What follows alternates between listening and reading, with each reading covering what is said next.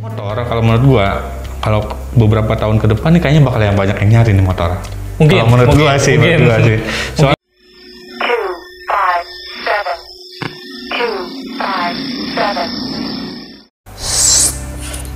halo guys, anjay, back again.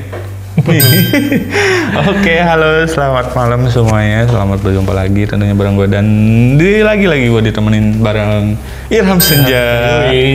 Jadi kita langsung aja, apa sih yang bakalan kita bahas hari ini? 10 sepeda motor yang ternyata itu kurang laku. Dibilang bukan kurang laku ya. Gimana? Kurang diminati mungkin ya. Kurang diminati sama orang-orang karena mungkin dari bentuknya yang nyeleneh atau misalkan dari harganya mungkin yang fantastis pada waktu itu gitu. Pada zamannya. Jadi oke, kita langsung aja motor apa aja. Jadi kita urutin ya dari yang ke-10 dulu, dari terus nanti yang pertamanya apa gitu. Iya. Sepeda motor yang ke-10. Oke, yang ke-10 ada, kalian pernah dengar nggak Yamaha Tiara S dengan kode J120Z? Tiara. Yamaha Gue pernah dengar sih. Ini motor 2 tak nih. Motor 2 tak, dirilis sekitar tahun 2000-an lah. Sekitar tahun 2000-an, 2 tak. Jadi dia tuh kayak modelnya ayam jago. Kalau model ayam jago kayak, kalau sekarang Satria mungkin. Satria View ya. Satria View sekarang. Tentang Tiara ini memiliki bodi yang serupa dengan Satria F150 atau Kawasaki Athlete, sebuah motor kopling dengan bodi yang ramping. Meski mengusung konsep yang sama, ternyata motor ini kurang laku di pasaran Indonesia. Jadi usut punya usut, ternyata tipe motor inilah yang justru menginspirasi kelahiran produk Satria. Oke, jadi itu dia ya. 50. Oke, selanjutnya nih ada di next dari posisi 9 tuh ada Yamaha Lexam. Nah, ini jujur bro, gue belum nggak tahu ya nih motor Lexam tuh nggak sempet apa, emang gue nggak tahu apa nggak ngalamin gitu. Karena gue baru, ini namanya juga baru denger loh. Baru denger sumpah nih, gue aja baru denger gitu mana. Jadi Lexam. Tapi Lexam ini sebenarnya tuh diluncurkan tahun 2011 sebenarnya. 2011 berarti belum lama gitu ya. Jadi di sini Yamaha Lexam ini sebenarnya diluncurkan tahun 2011. Namun namanya mungkin tidak terlalu dikenal sebab ternyata peminatnya sangat sedikit. Meski motor ini memberikan jaminan kualitas pengendaraan yang mulus dengan kenyamanan dan desain bodi yang sporty. Jadi tadi ya ada cuplikan-cuplikannya, bisa dilihat aja seperti itu motornya. Tapi kalau gua sih ini baru denger loh bro. Lu denger ya? Pernah. Oh, pernah tahu ini motor? Pernah tahu dari media, pernah tahu dari, jujur kalau misalkan lihat langsung fisiknya belum pernah. Terus main-main ke dealer Yamaha pun belum pernah lihat. Iya, cuman mendengar dari blog orang, mendengar dari YouTube, segala macam, Yamaha Lexam pernah dengar. Jadi bentuknya tuh kayak Jupiter ya. Kayak Jupiter yang Jet1 itu. Iya. Cuman Matic. Oh, ini Matic. Oh. Bebek Matic. Oh. Oke, selanjutnya next ada di posisi 8 itu Yamaha Porsche F1. Wih, gila namanya nih. Jadi mengunggah desain bodi ramping dan lampu utama serta lampu sen yang terang ternyata tidak menjadi jaminan bagi Yamaha Porsche F1 untuk diminati konsumen Indonesia. Lagi-lagi produk Yamaha masuk dalam jajaran tipe sepeda motor yang kurang diminati di Indonesia. Oke, jadi tadi cuplikannya gue sih udah tahu karena teman kebetulan ada yang punya ini dan itu mirip banget sama Pega gitu. Ya, mirip banget sama dari Pega. Konstruksi sasisnya, mesinnya mungkin. Mesin pun sama dan suara kayaknya pun. Di lampu belakang itu mirip juga tuh. Mirip juga. Cuman ini ada bedanya tuh dari handle ininya aja.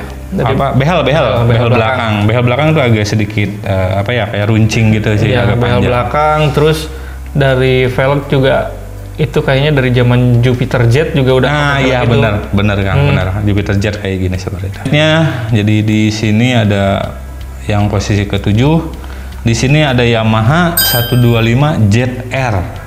Motor ini diperkenalkan di awal tahun 2000-an sebagai motor kopling dengan desain motor bebek. Tipe sepeda motor ini pernah digunakan untuk kepentingan di area drag bike nasional ya. Jadi harga bekas untuk tipe sepeda motor ini bahkan relatif tinggi di zamannya. namun sekarang namanya habis dikenang oleh sebagian orang saja. Iya. Nah, buat motor ini Yamaha 125 tuh, yang setahu gua itu ini motor tuh masuk nggak sih ke Indonesia? Yang setahu gua sih nggak deh. Ini CBU apa pernah apa? Ini CBU. CBU ya ini. Motor CBU di awal tahun 2000-an. Iya. Sempat masuk beberapa unit ke Indonesia. Sempat masuk beberapa unit. Memang waktu itu harganya kenceng, padahal cuma 125 cc ini. Iya, entah dari segi teknologi atau gimana, tapi emang sekarang memang lagi dicari. Kalau sekarang motor sekarang harganya mungkin kalau yang full paper bisa di atas 50-an. Gila. Gitu. Oke, jadi itu dia ya tentang Yamaha 125 ZR-nya. Lalu kita ke posisi ke-6. Di sini ada Suzuki RK Cool 110 cc. Ini jadi ini dia Satria F150 versi cc lebih rendahnya dan diproduksi oleh Suzuki. Ini dirilis sekitar tahun 2002. Suzuki RK Cool 110 ini ternyata tidak bisa mencapai penjualan yang diharapkan sehingga masuk dalam daftar tipe sepeda motor yang kurang diminati di Indonesia. Nah, kalau ini gua sempat tahu nih, Kang, kalau motor ini tahu lah gitu, pernah ada teman kebetulan punya motor ini, dan ini tuh motor 2 tak juga ya? 2 tak juga gitu. 2 tak, mesin berdiri, mirip-mirip Suzuki Satria. Suzuki Satria juga sih, cuman versi ayam jago lah ini. Kalau dilihat sih bukan versi bebek ya. Iya. Versi ayam jago, mungkin terusan dari ini baru ke Satria F juga mungkin. Oke, itu dia Suzuki RK Cool 110-nya. Kita lanjut, di sini ada Suzuki Arashi 125. Nah, kalau ini pasti teman-teman udah banyak yang tahu nih, pasti Arashi. Jadi di sini tipe sepeda motor ini masih bisa ditemui meski tak sebanyak motor produksi Suzuki lainnya. Suzuki Arashi ini yang di launching pada Maret 2006 ternyata tidak pernah mencapai target penjualan yang diharapkan, dan seolah menjadi refleksi bahwa produk ini belum menjawab keinginan konsumen Indonesia akan tipe sepeda motor bebek sport seperti ini, Kang. Oke, jadi itu dia ada slide foto-foto tentang Suzuki Arashi. Pasti teman-teman juga masih ada yang sering lihat sampai sekarang pun masih ada ini motor. Masih ada gitu. Ini gimana nih kalau gua lihat ini motor tuh emang dibilang unik. Dia tuh nggak punya nanti disebutnya kayak nggak punya piring pinggir gitu. Motornya tuh kayak lurus aja. Terus mungkin di tahun segitu Suzuki pun mengeluarkan Shogun, iya ada Shogun. Ini sebenarnya sih kalau sekilas sih mirip Shogun juga nih. Iya, dari segi mesin, bodi belakang kayak Shogun gitu. Cuman nggak tahu nih Suzuki mengeluarkan Arashi ini apakah ada teknologi yang berbeda dengan Shogun apa gimana gitu. Sih benar juga ya. Gitu. Shogun soalnya memang kalau bagi gue pribadi melihat Shogun waktu itu diterima sih. Bisa menerima masuk gitu. Ya. Gue malah pengen tuh motor waktu Shogun SP apalagi itu sudah pakai kopling kan keren tuh motor. Iya. Oke, jadi selanjutnya di sini ada yang keempat. Jadi ada di sini ada Kawasaki Edge lah, apa nama. Jadi di sini bukan hanya terkenal dengan tipe sepeda motor jantan seperti Ninja, Kawasaki juga bermain di kelas bebek manual dan melahirkan Kawasaki Edge. Ternyata angan-angan kesuksesan penjualan motor kopling Ninja yang menular pada Edge itu tidak pernah terwujud. Nah, jadi Kawasaki juga mungkin ada sebagian teman-teman yang nggak tahu bahwa Kawasaki pernah bikin motor bebek. Bebek ya, sebelum motor yang sekarang apa sih yang kecil kan ada tuh kayak atlet ya. Nah, sebelum atlet tuh pernah ini nih bikin motor versi bebek. Kalau atlet kan dibilang ya bebek apa ya gimana kayak bebek ya gitu ya. Bebek ayam jago. Iya, ayam jago. Kalau ini kan apa sih plural pure apa sih pure bebek gitu, pure bebek gitu. Mungkin ini generasinya setelah, kalau kalian tahu, Kawasaki KZ. Oh iya. Yang KZ, kepalanya gede itu ya. Yang headlampnya kotak yang sering dipakai di Ninja. Iya, gitu. benar. Waktu zaman dulu musimnya tuh pakai headlamp KZ dipakein di Ninja atau di Iya yang kayak mirip-mirip apa ya? Oh, pokoknya situ pokoknya kotak, terus ada bohlamnya ada dua gitu. Gitu. Terus kayak cameh lah, bener cameh gitu deh. Oke lah, jadi itu dia Kawasaki Edge atau Edge atau terserah lo mau bilang apa. Jadi di sini ada yang ketiga, di sini ada Honda Revo Automatic. Nah, kalau ini tuh jadi benar-benar kayak apa ya, dulu tuh pertama pas keluar motor ini aja kirain gue Supra. bener kirain Supra atau Blade gitu. Kirain Supra itu, malah kok terus waktu itu juga otomatis udah se-booming sekarang nggak sih waktu pas keluar waktu zaman keluar Revomatic, Honda Matic itu maksudnya kayak Honda Beat itu udah keluar kalau nggak salah. Udah keluar lah? Udah keluar. Gitu. Honda Beat udah keluar, terus Yamaha Mio udah keluar. Udah ada ya. Zamannya itu kalau nggak salah, terus Vario mungkin ya, Vario ada ya. Vario. Spin itu.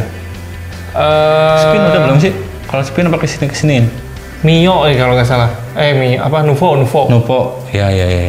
Kayak gitu. Jadi mungkin kagok teh bebek tapi Matic mungkin orang-orang aneh mungkin belum bisa nerima. Belum bisa nerima, dan biasa dari bebek ada persenelangnya, ini nggak ada. Mungkin lebih baik ngambil Matic sekalian. Iya, murni gitu. Matic. Dan murni Matic sekalian pada zaman itu Matic belum banyak dan jadi booming gitu. Jadi di sini Honda Revo Automatic ini tipe sepeda motor satu ini masih bisa ditemukan pada beberapa kota. Memang jumlahnya juga tidak terlalu banyak. Tipe sepeda motor ini adalah gabungan dari tipe motor bebek dan Matic, desain bodi motor bebek, tetapi mesinnya Matic. Ternyata inovasi gabungan tersebut tak melahirkan kesuksesan penjualan yang diharapkan. Oke, ya jadi benar yang tadi kita omongin, Kang. Jadi ternyata ini motor bebek tapi pakai mesinnya Matic. Nah, selanjutnya di sini ada yang posisi keduanya yaitu Suzuki Spin. Jadi di sini bukan sebuah tipe sepeda motor yang benar-benar tidak laku. Ternyata Suzuki Spin masih bisa kita temukan di jalanan kota-kota besar. Akan tetapi motor ini ternyata tidak cukup memukau konsumen yang memulai melirik tipe motor skutik otomatis ini. Jadi produksi tipe sepeda motor ini akhirnya berhenti pada tahun 2011 dan tergantikan oleh tipe yang lebih baru seperti Suzuki Next untuk disaingkan dengan Yamaha Mio dan Honda Vario. Oke, kalau Spin sih pasti teman-teman juga mungkin pada tahu lah, banyak yang tahu lah gitu, karena Suzuki Spin itu pertama kalinya mungkin Suzuki ngeluarin Matic ya, Spin ya? Iya kalau nggak salah. Spin ya, jadi mungkin di sini cuman kalah saing doang gitu. Sebenarnya bukan tidak diminati gitu. Ya bukan tidak benar-benar tidak diminati. Oh, kualitas motornya, cuman kalah saing dari segi penjualan. Sedangkan di pabrikan lain tuh udah ada, di situ udah ada Mio yang waktu itu emang gila-gila banget. Ya, dan sampai sekarang brand Mio masih ada. Iya. Waktu itu pertama keluar tuh Mio tuh udah kayak rajanya Matic waktu zamannya gitu. Tapi dan waktu itu juga ada Honda Vario dan ada Beat juga ya. Beat ya? Beat Honda Beat. Nah, tapi waktu pertama zamannya itu Mio masih kayak wah gila sih, masih angkat-angkatnya lah. Jadi masih orang-orang tuh pada beli Mio semua gitu. Beda kan dengan zaman sekarang, sampai saat ini kan penjualan Matic terbesar itu masih oleh Beat. Iya, Honda Beat itu masih, pas gue kemarin baca-baca artikel, ternyata Honda Beat itu kayak dapat peringkat masih menguasai pasar untuk segi Matic kecil lah. Iya, malah Mio yang tergeser gitu. Selanjutnya di sini ada yang posisi terakhir.